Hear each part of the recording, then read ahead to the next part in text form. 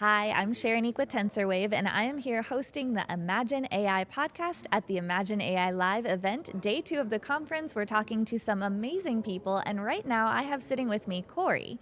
So Cory, could you introduce yourself and tell us a little bit about what you do? Yeah, I'm Cory Reche, and I have started a business with distributing conversational voice AI. Amazing. And what's the focus of the AI that you're doing?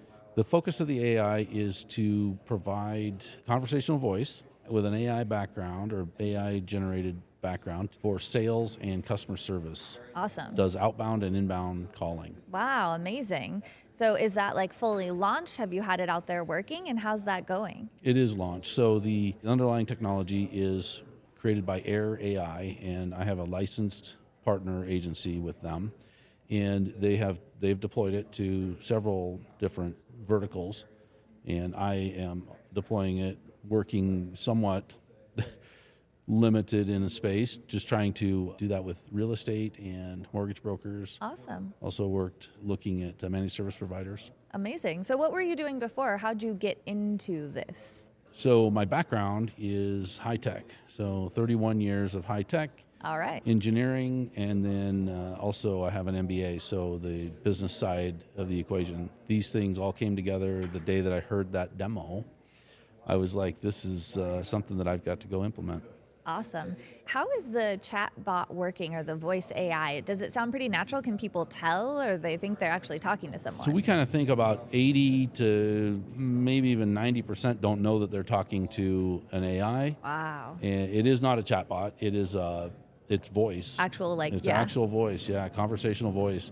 It follows a script, and when you try to divert it from the script, etc., it will go and talk about other things, but then it comes back and circle back to the reason for this call today. Which is what a human would do, I feel like. You're going to indulge in a little bit of conversation if you're doing a sales call. I think it does it better. It's a lot more focused back onto that subject, and then it goes and hits all the points of the script. Okay.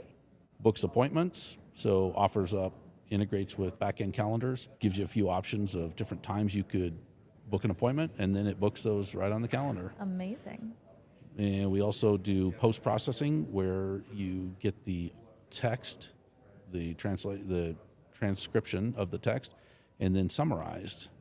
So you can put the summarized information into the booking. Yeah, and whatever CRM you're using, keeping tabs on that customer relationship. With extracting salient data points, like this person was interested in a house of this size or that size. But we can deploy this across all kinds of industries, but this is just one that I'm working with right now. Yeah, awesome. Yeah, there's so many use cases. As soon as you started talking about it, my mind was like going like, oh, you could use it here and do it for this. So that's great. Yeah, I was talking to someone at breakfast this morning, and they were talking about use cases where they're wanting to train technicians on things. So you have zero training time. Once you get it trained, you'd have zero training time to bring this up. So if you wanted it to be handling technical subjects and answering questions or troubleshooting or problem solving in a technical space, once you train it, you don't have to train it again. You just keep adding to the knowledge base. Right. And then you can deploy these things. Like, we can deploy 100,000 of them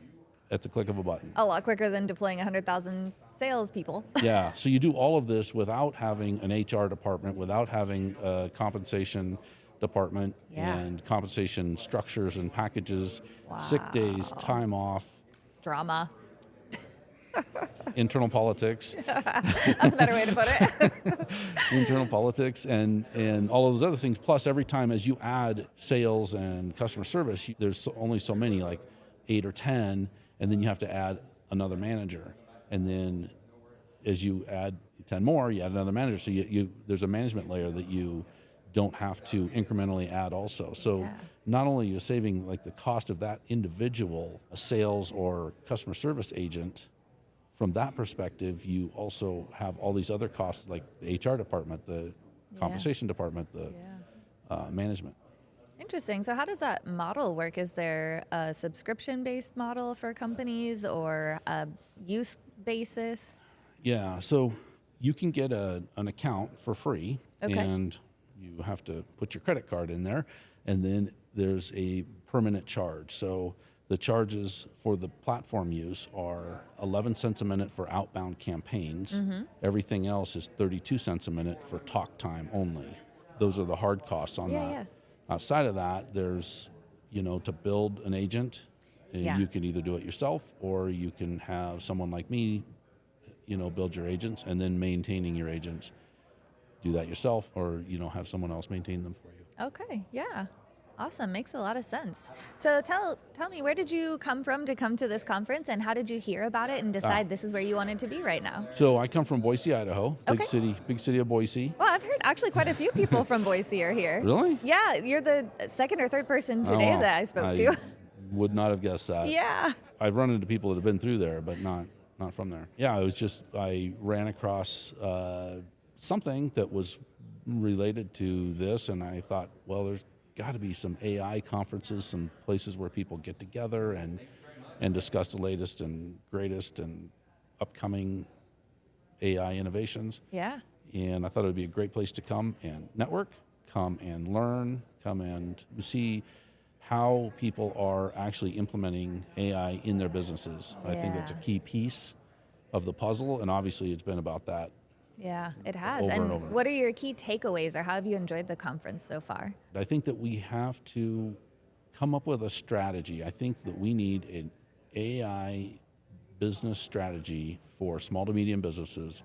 I think someone needs to know how to do that and deliver that to those businesses. Yeah. Because I think in 5 years, we're going to have businesses that adopt AI, and we're going to have businesses that technology AI has passed them by, and they will not be competitive. Yeah.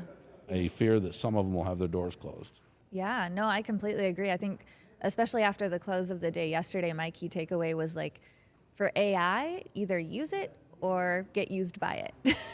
Yeah. So it's like you got to jump on that train or you're not going to go very far. So do you have any closing thoughts, and where can people find you if they want to get in touch with your chat service? To get in touch with me, visit the website, which is wiseagent.ai. Awesome.